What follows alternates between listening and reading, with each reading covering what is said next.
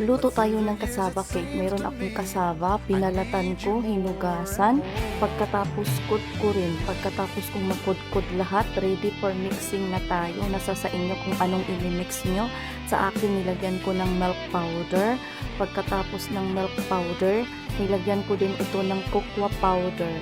Pero nasa sa inyo yon kung anong ilalagay nyo. Sa akin, nilagyan ko siya ng cream at nilagyan ko siya ng isang itlog na buo. Imimix natin ang mga ingredients na yan, tapos nilagyan ko din siya ng margarine. Kung wala kayong margarine, pwede naman butter. Nasa sa inyo yon kung nilagyan nyo ng butter or margarine. Nilagyan ko ng brown sugar, depende sa inyo kung gaano katamis. Sa amin, konti lang para hindi gaano matamis. At nilagyan ko ng peanuts on top. Ready for steam.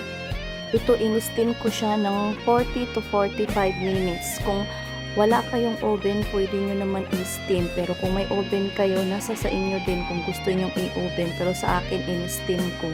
Ayan, ready na yung cassava cake natin. Yummy, yummy. Kain tayo.